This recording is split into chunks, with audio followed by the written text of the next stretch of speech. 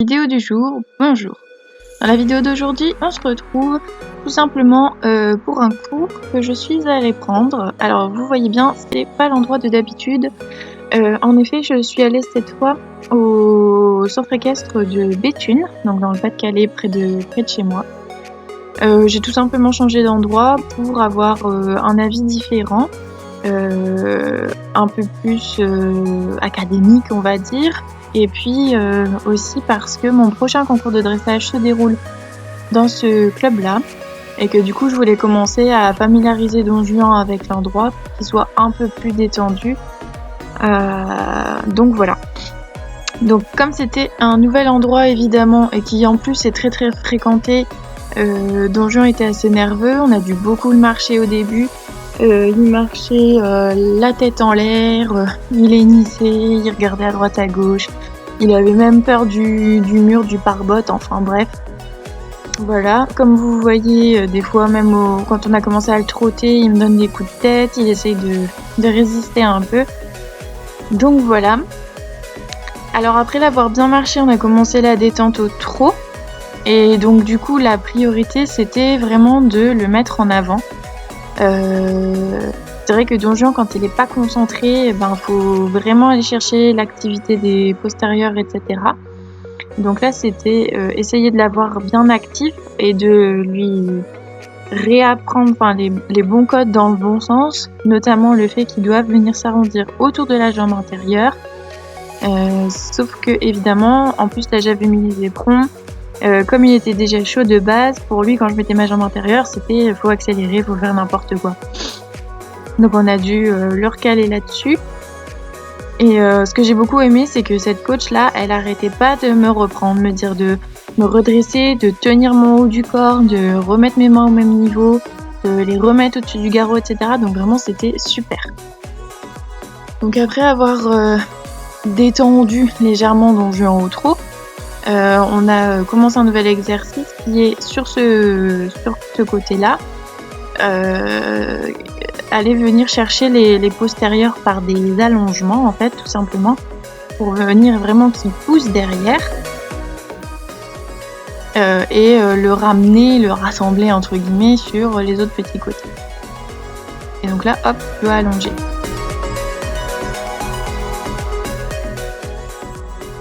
Et évidemment, bien sûr, c'était allongé en essayant de l'avoir un maximum sur la main qui vienne fermer un petit peu son bout du nez devant. Globalement, cet exercice s'est plutôt bien passé, du fait qu'il commençait à s'habituer un petit peu à cette partie du manège. Et là, je trouve que son trot, il est pas mal, il se régularise un peu.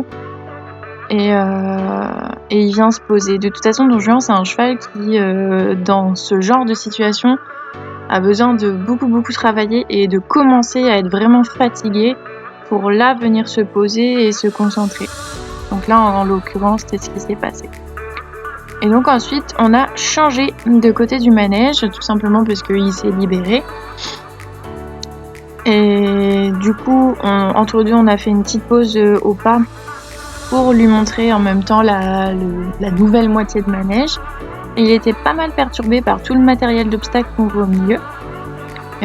Et donc ensuite on a repris le même exercice au pas, donc reprendre puis allonger en essayant de l'arrondir et de le mettre sur la main.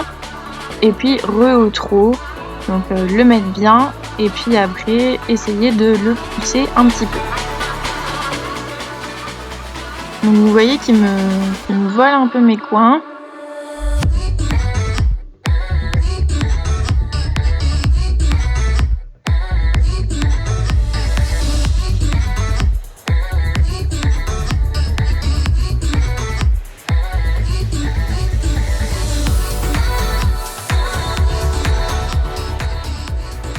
Voilà.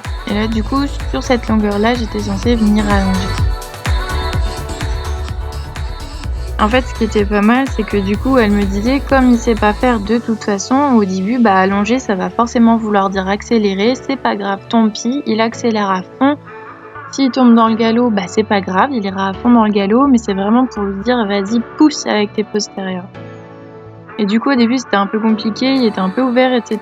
Mais là, vous voyez qu'au fur et à mesure, il se pose de plus en plus sur le mort.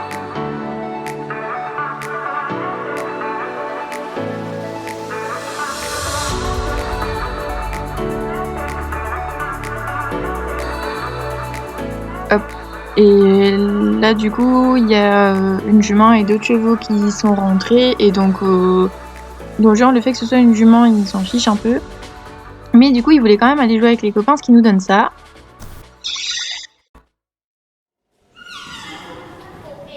Voilà.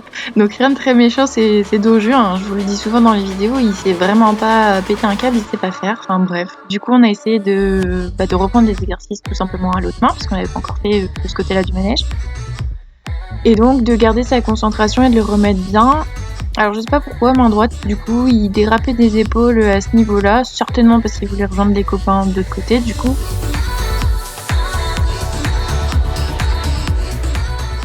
Et après, du coup, on a galopé. Et donc, pareil, au galop, le but du jeu, c'était de l'avoir actif. Alors, l'activité au galop, c'est pas trop un souci, mais de l'avoir à peu près en place. Et donc, à main droite, ça s'est très bien passé parce qu'il s'aide plus facilement sur ma main droite. Certainement que je le demande mieux, que je me tiens mieux, etc. Par contre, à main gauche, c'était très compliqué. Et vous l'entendez, l'ambiance était compliquée aussi pour bien travailler.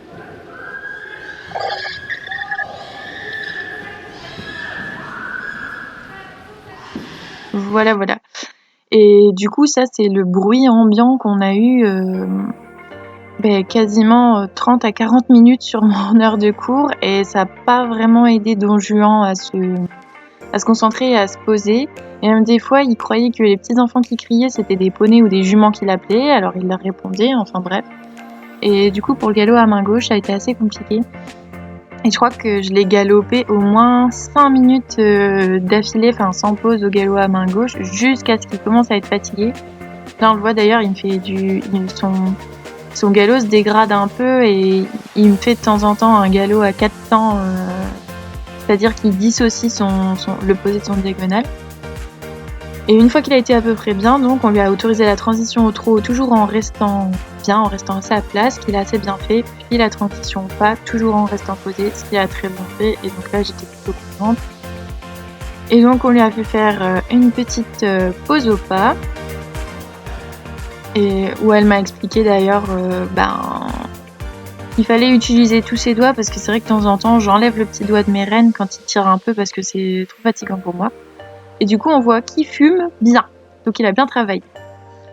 Et donc pour finir la séance et toujours bosser sur cette fameuse activité des postérieurs, on a fait des sessions à la jambe. Et la première était catastrophique parce qu'il a chauffé et il n'a pas compris ce que je lui demandais. Du coup, il m'a fait quasiment une ligne droite au grand trot. Donc on en a fait plusieurs, 4 ou 5 je crois, sessions à la jambe droite du coup, avant d'arriver à celle-ci qui était beaucoup mieux, plus régulière et où il n'a pas trop accéléré.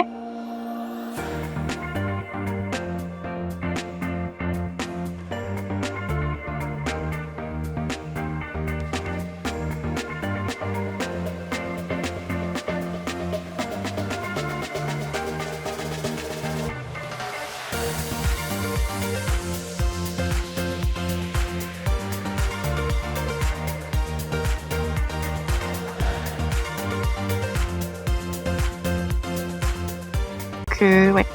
Et donc là, on part sur les sessions à la jambe gauche, où il était pas mal à ce moment-là avant d'arriver dessus. Il manquait peut-être un petit peu d'activité.